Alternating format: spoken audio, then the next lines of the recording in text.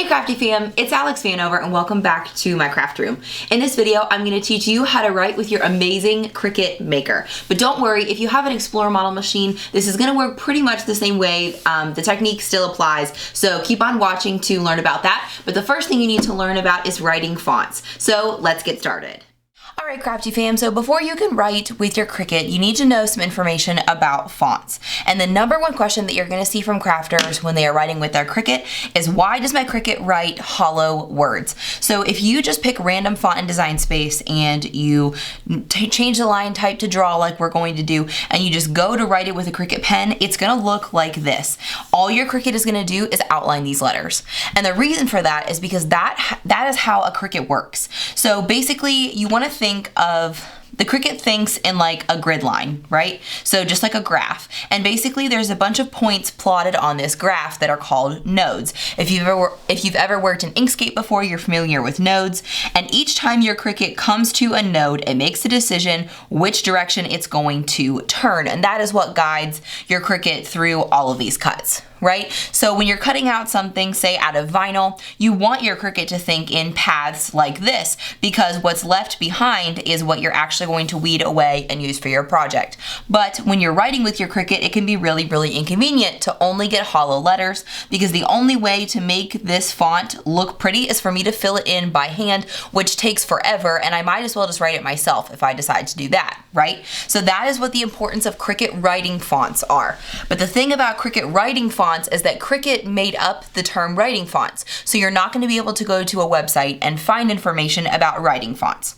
So basically, if you're going to go to a free font website, you want to search for fonts that are thin or handwritten, and then you're going to have to look through them and use your own discretion to see what is going to work for writing with the Cricut. Now, all the fonts I'm going to use in this video, I'm linking for you in the description below, so you don't have to worry about tracking any of the fonts down that I am showing you, but that's just some advice for finding your own writing fonts. Now, if you have Cricut Access, which is the Cricut's like monthly membership, it's like $9.99 a month or something, you can use Cricut's writing fonts, which are designed to write in like a single line. So they're gonna look a lot better than a lot of these other fonts, but if you're not a Cricut Access member like me, then you don't have access to those fonts without paying for them. But you might be wondering what these weird little like designs are underneath my writing. And the reason I chose this font is because it is a demo font. So in the name, it says for personal use only, and I honestly don't remember the name of this font. That's not really the point. But any of the fonts that are labeled for personal use only, or sometimes any free font, is considered a demo font. And what that means is that these fonts don't always have all of the characters in the alphabet. So this font doesn't have numbers. So I typed 1, 2, 3, 4, 5, 6, and it literally cut out, it like drew these little star things because this font just doesn't have that capability. So the reason that I wanted to show you this is because I really want to encourage you to go ahead and purchase a font if you're doing big writing projects. So for example, if you are addressing envelopes for your Christmas letters, or you're addressing envelopes for wedding invitations, or you're regularly making cards, I really encourage you to purchase some of the fonts that you're going to use, because then you're going to have all the characters that you need, and you're never going to get in a spot where you have to pick a different font at the last minute. So let's go into Design Space and I'll show you guys how to set up writing and how to write with your Cricut. So what I have done here is I have gone out and found a bunch of free fonts for you guys to use that work really well with writing fonts, or as writing fonts. Because like I was saying before, these fonts are not a straight line. As you can see, they are all paths like the way that the Cricut thinks, but if you use a thick enough pen, they appear to be filled in. So we're going to use 3 different sizes of pens. We're going to use the 0.4mm Cricut pen, which works really well with these 2 script fonts. These are both paid script fonts. So these are perfect fonts if you are looking for something to, like, let's say, address an invitation or a Christmas letter. These are both beautiful fonts, and they work with some thinner pens, which is great. I'm also going to show you how to write with the Crayola fine line markers. So a big question that I get a lot is, what other brand of markers can I use in my Cricut besides Cricut? And I have tested several, but the Crayola fine line work okay. They're not necessarily perfect. I'll show you exactly how that works when we get there. But there are a few fonts that look really pretty, even even in the fairly thin lines that these Crayola markers create. And then we're going to use the 1mm Cricut pen, which is where most of these look good. And the reason is because some of these fonts are a little bit thicker. And so the thicker Cricut pen fills these in really, really nicely. And you guys will see what I mean when we get to the Cricut. So we're going to cut these in 3 different colors because it's 3 different pens and I want you guys to be able to tell the difference.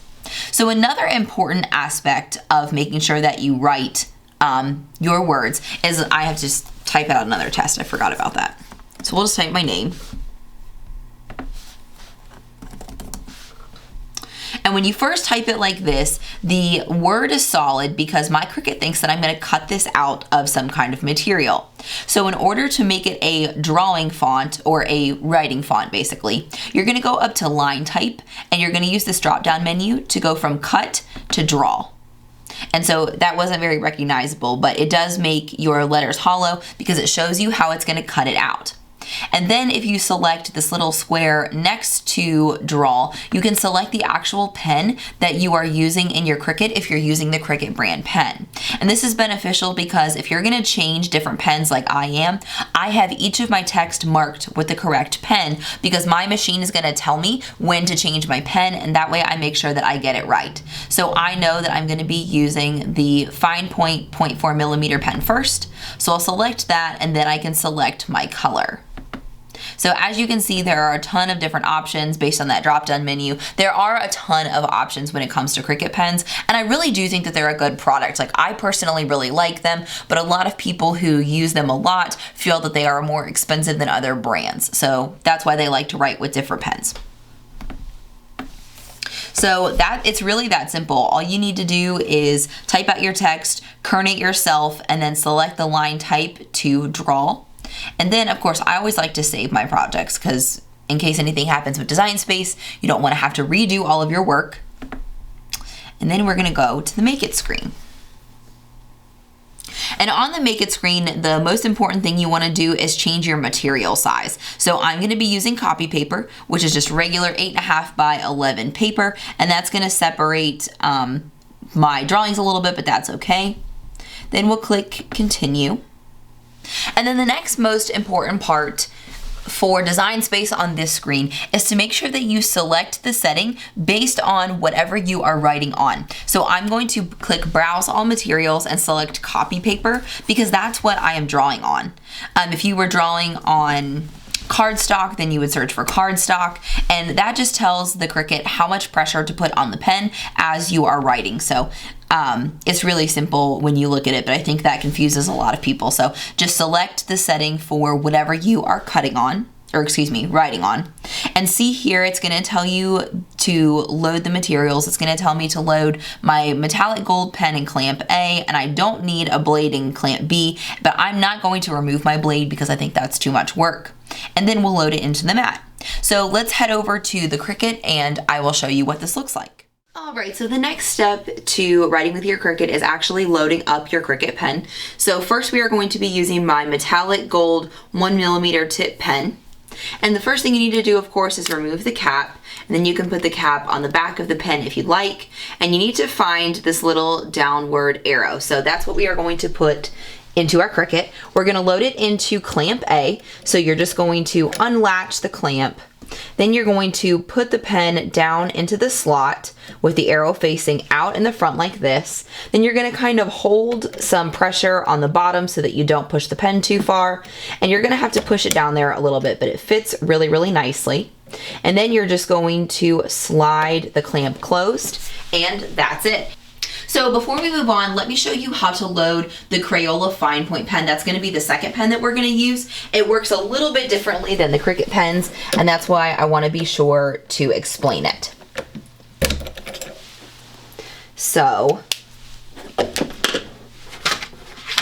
like I said, we're going to be using the Crayola fine line little skinny markers that you probably used as a kid because they work pretty well. They don't fit exactly perfectly, but they fit well enough. So of course for this, you're also going to remove the cap. And I like to put it on the back of the marker so I don't lose it. And you're also going to insert this into clamp A, but the trick is that you have to make sure that you try to line up the marker low enough, just like the Cricut pen. So you're going to put a little bit of pressure on your pen, but you're just going to push it a little bit closer than the way that it had it before. Then you're going to shut the clamp closed. So this one's gonna take a little bit of practice. There is no stopping point on the Crayola markers, so you're just gonna have to experiment with how far down you need to push the point. So you're just gonna try it, a couple tests on a piece of paper, and you'll figure it out really, really fast, because obviously if it's too high, it's just gonna not write at all. So just pay attention your first couple of tries, and I promise you'll get it. It's really easy. I've got one last tip I wanna share with you before I start writing with my Cricut, and that is to use an old, not very sticky mat when using paper. I know that this mat looks really crappy, and that's because it's really old and dirty, but that is perfect for using paper with this, because if you use a brand new mat, you are almost certainly going to rip or curl your paper as you're taking it off the mat. So I like to use an older mat like this, and then I like to use painter's tape to secure my paper to my mat. So we'll go ahead and load this into my Cricut, and we'll get started.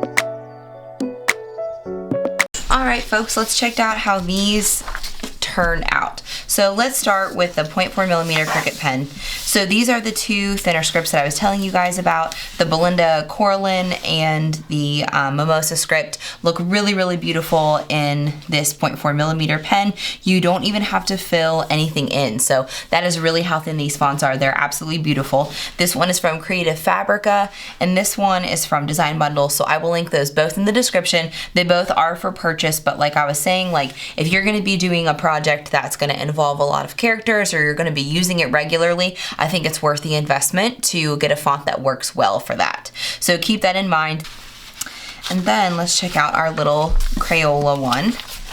This one turned out pretty cute as well. Now you'll see some flaws in the writing, and that is because what's tricky about the Crayola fine line pens is that they don't fit in the pen holder as well as the regular Cricut pens because they're not designed to. So sometimes you're gonna see like some slipping like you do here. I had some spots earlier where like the pen was just lifting entirely, so I don't know if the paper was slipping or what was going on, but that just takes some practice. There are pen adapters that you can buy on Amazon to help with getting other pens to fit if you wanna go that far. For me, I don't write often enough, so I have a couple of sets of Cricut pens, and that is good enough for me. And so I would kind of consider the thickness of the Crayola fine line a little bit thinner than the 1mm Cricut writing, but a little thicker than the 0.4mm Cricut writing. So it's kind of somewhere in the middle.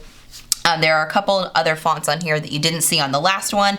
A Day Without Sun is from 1001 Fonts, and so is Allison Script.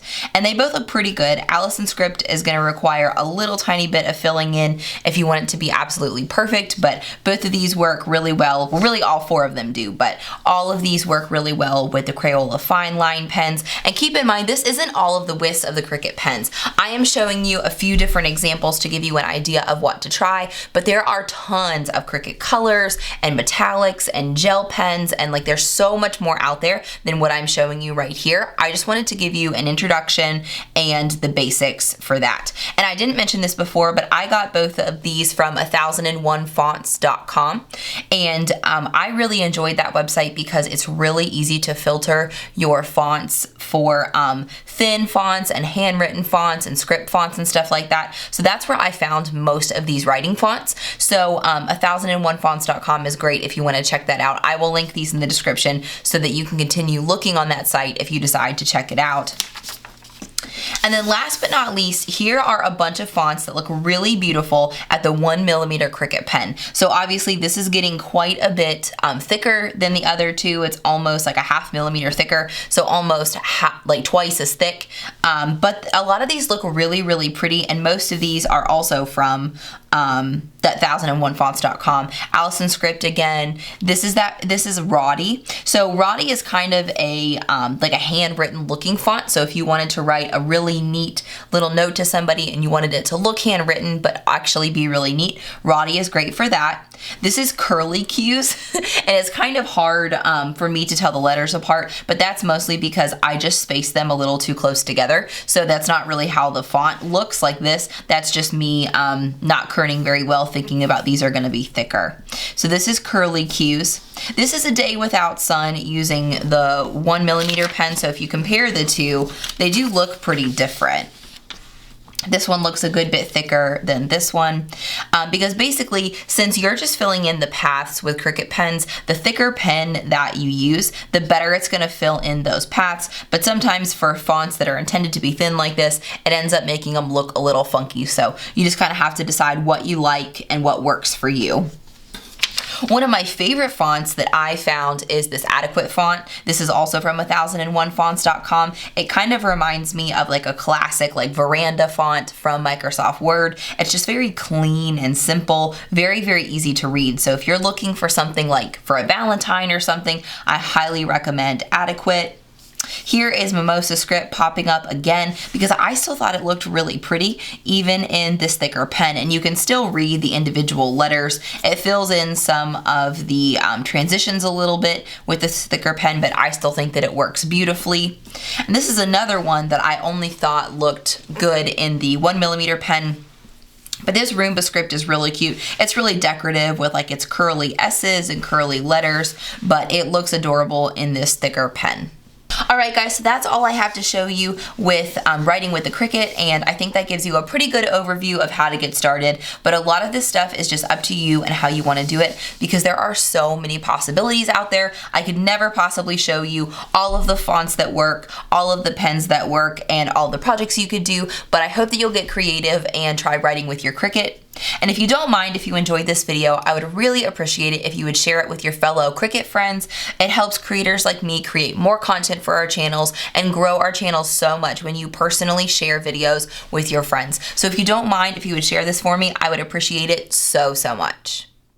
Alright Crafty fam, I hope that you learned something in this tutorial and you enjoyed it. So if you use a brand of markers to write in your Cricut other than the Cricut brand pens, please tell us in the comments what you use and where you get them, because I know all the other crafters would love to hear about that as well. And if you haven't already, please make sure that you subscribe right here to DIY Alex and ring the bell right next to subscribe so that you never miss a new upload. I hope we can craft again soon.